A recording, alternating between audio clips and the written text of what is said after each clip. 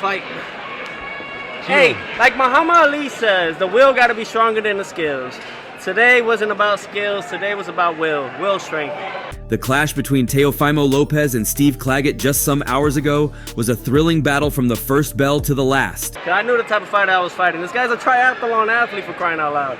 Conditioning is impeccable. And me with asthma, shit, I'm grateful. Look at that, key of the city. Yes, sir, key of the city of Miami. From the opening round, Lopez showcased his signature speed and precision, landing crisp jabs and powerful hooks that kept Claggett on the defensive.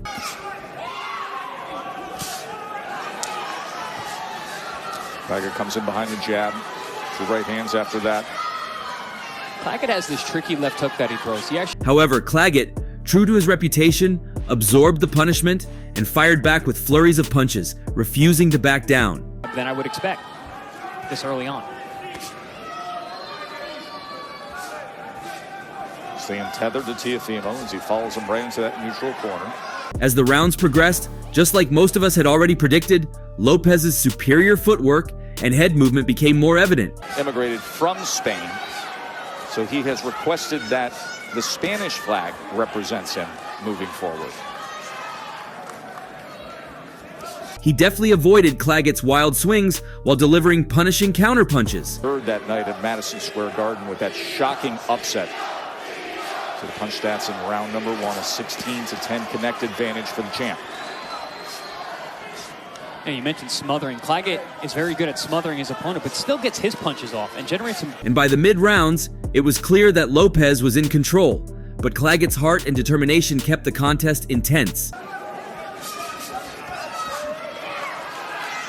In the championship rounds, Lopez turned up the heat, delivering a barrage of combinations that staggered Claggett. This kind of output, fighting a very sharp, young champion.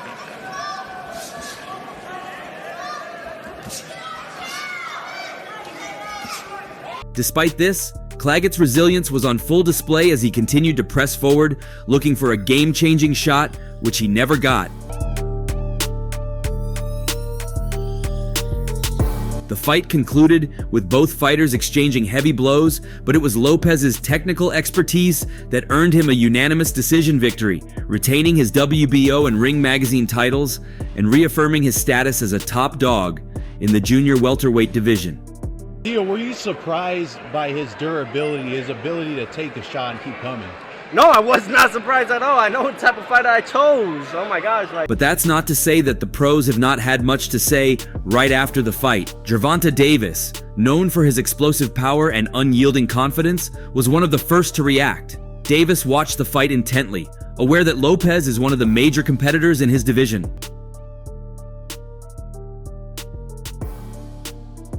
"It was a good fight," Davis said shortly after the bout.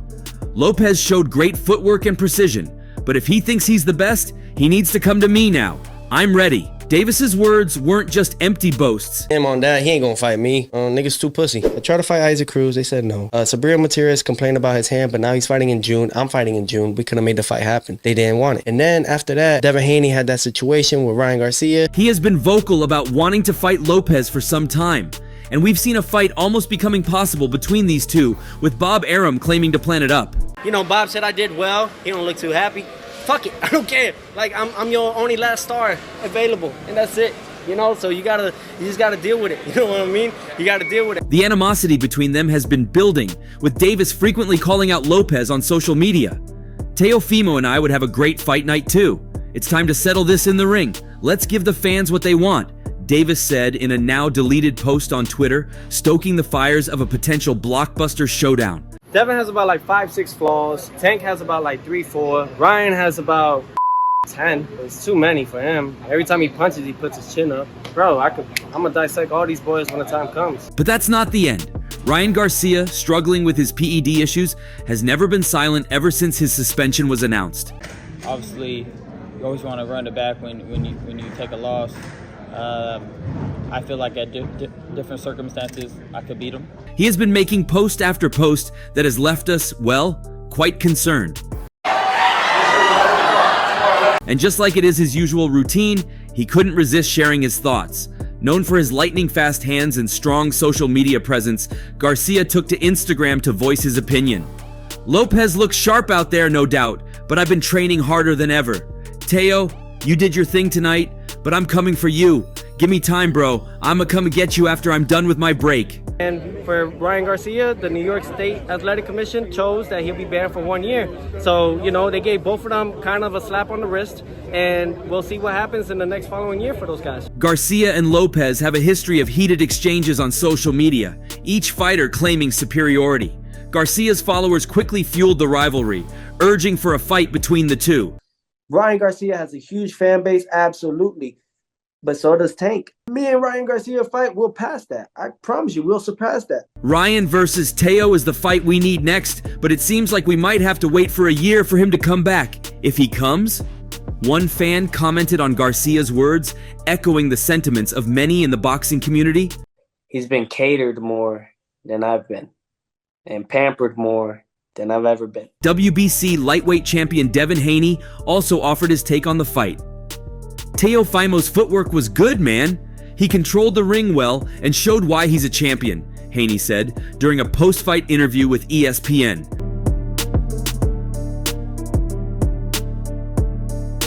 However, Haney didn't stop at praise. He highlighted areas where he believes Lopez could be vulnerable. Devin has about like 5-6 flaws. I had my bet on Lopez, to be honest, but I see holes that I can exploit.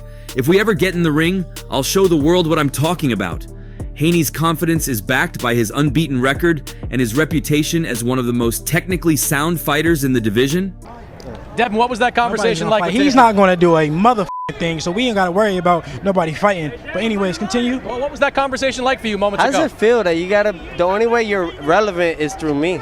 The legendary Vasyl Lomachenko, who Lopez dethroned in 2020, watched the fight with keen interest. Lomachenko, known for his unparalleled footwork and ring IQ, provided a respectful yet competitive analysis.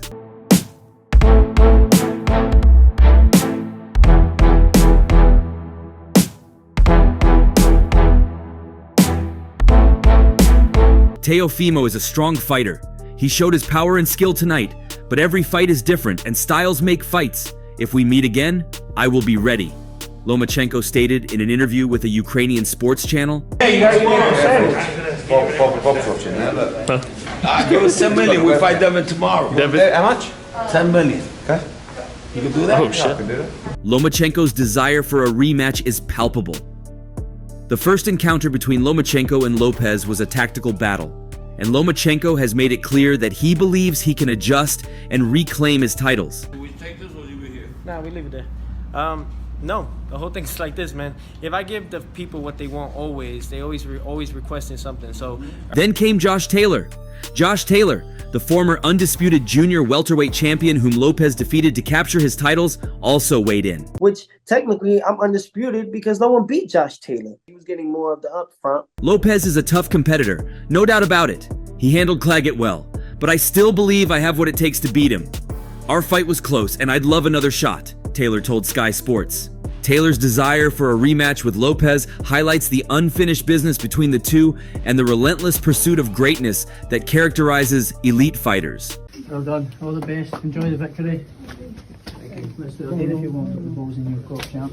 Stay in the gym. Well done. I'm always in the gym, man. Yeah, stay in the gym. I'm always in the gym. It's good for you, man. Shakur Stevenson, a rising star and former featherweight champion, praised Lopez's performance while expressing his own ambitions. Teofimo did his thing. His precision and timing were on point, but I'm moving up and I'm coming for all the belts, No one is safe, Stevenson boldly claimed on Twitter. Stevenson's statement is just a show of his confidence and the ambition that defines the young champion's career trajectory. His move up in weight classes and his eye on the top contenders reflect his determination to become a multi-division champion.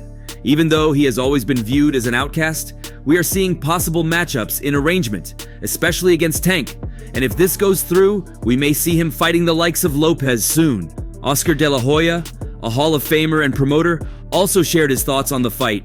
Lopez showed why he's one of the best in the division. His performance was stellar. Everything he had to do. Do you think he won the fight? As a promoter, I'm excited about the future of boxing with talents like Teofimo, De La Hoya commented during a DAZN broadcast. De La Hoya's comments praise Lopez and highlight the excitement surrounding the new generation of fighters. His perspective as a promoter adds an additional layer of anticipation for future matchups and the overall growth of the sport. But it gets interesting with Crawford's judgment.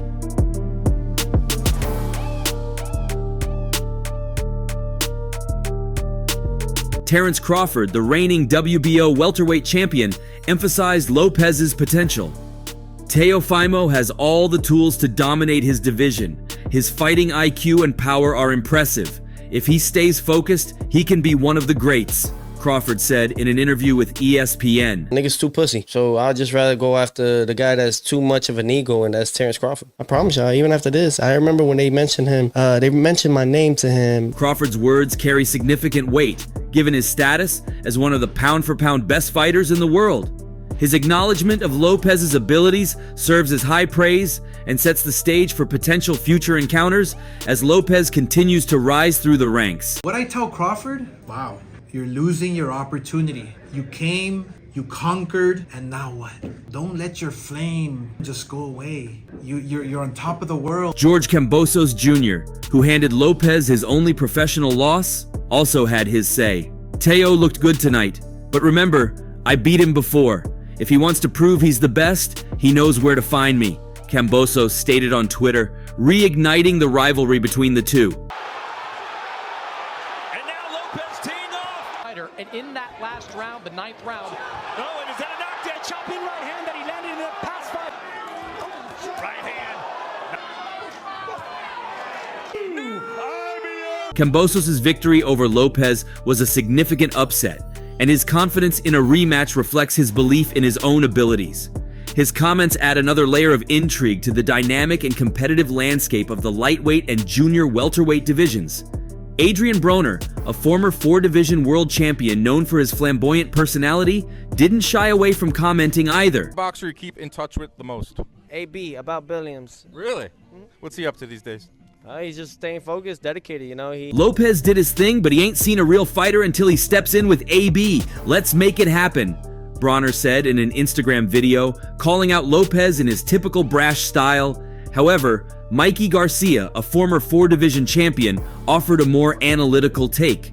Lopez controlled the distance well and showed great composure. He's maturing as a fighter, and that's dangerous for anyone in the division, Garcia told The Athletic. Hey, top fighter like Mikey Garcia, who's been in the ring for so many times. Garcia's analysis highlights Lopez's growth and the strategic elements of his game that make him a formidable opponent. His insights add depth to the understanding of Lopez's performance and future potential, but it doesn't end without Prograis adding to the line of comments. Regis Prograis, another top contender in the junior welterweight division, weighed in with his assessment.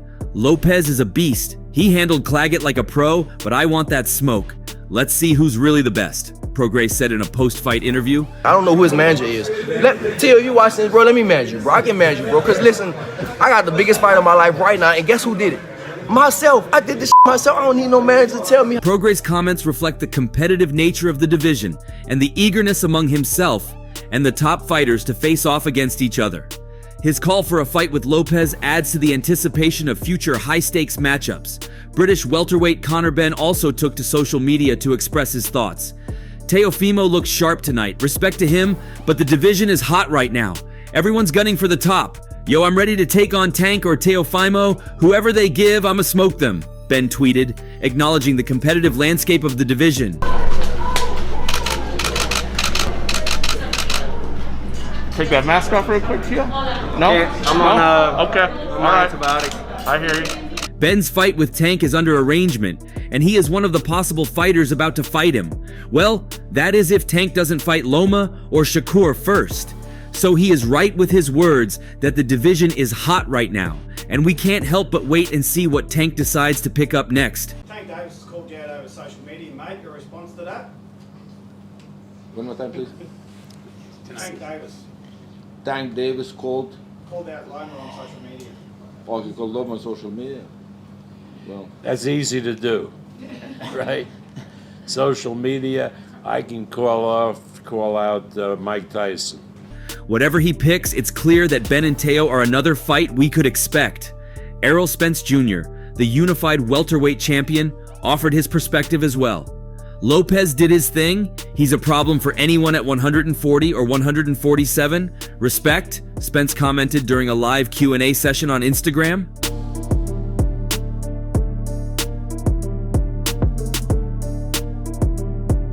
Spence has long been eyeing the top contenders across multiple divisions, and his acknowledgement of Lopez as a formidable opponent is significant.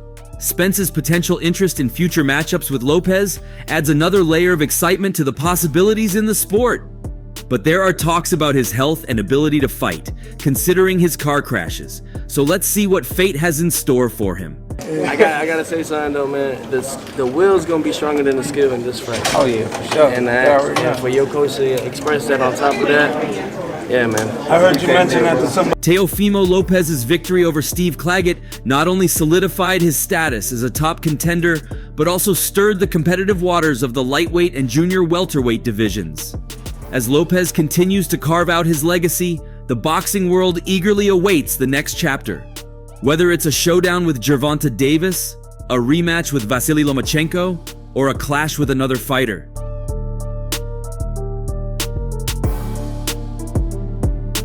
Who do you think Lopez should fight next? Share your thoughts in the comment section below, and don't forget to hit that like and subscribe button for more updates. See you in the next one.